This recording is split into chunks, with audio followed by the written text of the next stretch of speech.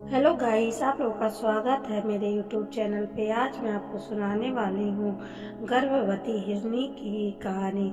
एक समय की बात है, एक जंगल में एक गर्भवती हिरनी होती है। उसका बच्चा भी होता है। वह अपने बच्चे से कहती है कि तुम यहीं पे रहना गुफा में, मैं भोजन लेकर के और खा कर के आती हूँ।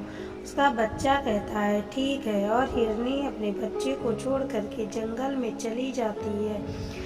अब वो घास फूस और पत्तियां खाने लगती है। अब उसको बहुत ही जोर की भूख लगी होती है। तभी उसको आम का फल दिखाई देता है।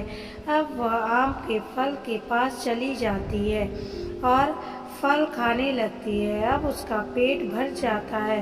तब सोचती है कि अब यहाँ से चलना चाहिए, पर जैसे ही चलने के लिए वह मुड़ती है, तभी एक खूंखार शिकारी आ जाता है।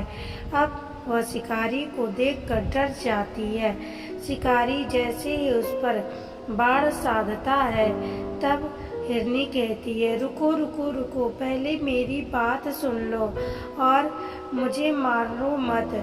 मेरी बात सुन लो, उसके बाद तुमको जो ठीक लगे तुम करना।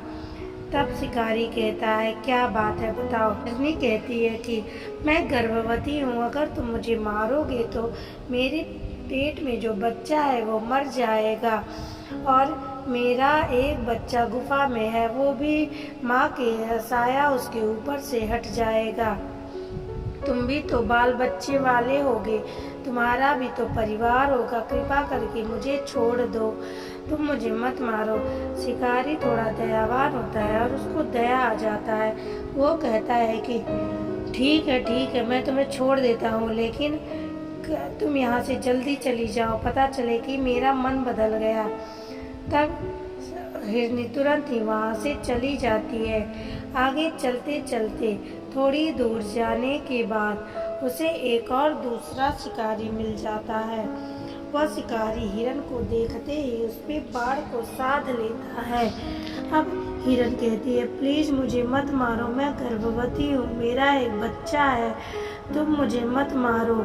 लेकिन उस निर्दयी शिकारी को उस हिरन कोई भी दया नहीं आता। वह कहता है कि अगर गधा घास से दोस्ती कर लेगा तो खाएगा क्या, अगर मैं तुम्हें नहीं मारूंगा तो हम लोग क्या खाएंगे, मेरे परिवार का भरण पोषण कैसे होगा। और इतना कह करके वह धनुष पे तीर को चढ़ा लेता है और उसको मारने जा ही रहा होता है। तभी हिरनी अपना पूरा जोर लगा के वहाँ से भागती है, और वह शिकारी भी उसके पीछे पीछे तीर और धनुष लेकर भागता है।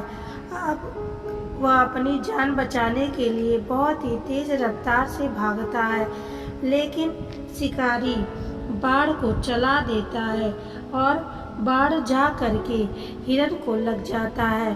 अब हिरन अपनी जान बचा करके भागती है, लेकिन तभी वहाँ पे एक शेर आ जाता है और शिकारी को मार कर खा जाता है। और इधर हिरन अपनी जान बचा करके भाग आती है। तभी उसका बच्चा उसको देखता है और कहता है कि माँ तुम्हें क्या हो गया, तुम्हें बाण कैसे लग गया। तब हिरन कहती है कि एक दुष्ट शिकारी था जिसने मुझे बाण मार दिया है। तभी वहाँ पे बंदर मामा आ जाते हैं। बंदर हिरन के तीर को निकालते हैं और उस पे कुछ जड़ी बूटियाँ लगा देते हैं, जिससे हिरन को थोड़ी राहत मिलती है। तभी हिरन कहती है कि बंदर जी आप प्लीज मेरे दोस्त को बुला दीजिए। तब बंदर जाता है और हिरन की सहेली को बुला करके लाता है। अब हिरन अपनी सहेली से कहती है कि मुझे बहुत ही दर्द हो रहा है। तब उसकी सहेली उसको झाड़ के पीछे ले जाती है, और तब हिरन बोलती है कि मुझे बहुत दर्द हो रहा है, अब मैं बचूंगी नहीं, तुम प्लीज मुझसे वादा करो कि मेरे जन्मे हुए बच्चे और मेरे दूसरे बच्चे का अपने बच्चे की तरह ख्याल रखोगी। अब इतना कह करके हिरनी मर जाती है। अब वहाँ पे बहुत सारे जानवर आ जाते हैं। सभी को बहुत दुख होता है, सब रोने लगते हैं। हिरन के बच्चे को लगता है कि उसकी माँ दर्द के कारण बेहोश हो गई है। अब हिरन की सहेली दूसरे बच्चे को दूध पिलाने लगती है। अब हिरन का बच्चा अपनी माँ के पास जाता है और कहता है, माँ माँ उठो, तुम इतना सो क्यों रही हो, उठ जाओ। तभी बंदर मामा आते हैं और कहते हैं कि तुम्हारी माँ की सहेली तुम्हें बुला रही है। अब वह अपनी माँ की सहेली के पास चला जाता है। उसकी माँ की सहेली अब दोनों को अपने बच्चों की तरह पालने लगती है और सब हंसी खुशी रहने लगते हैं।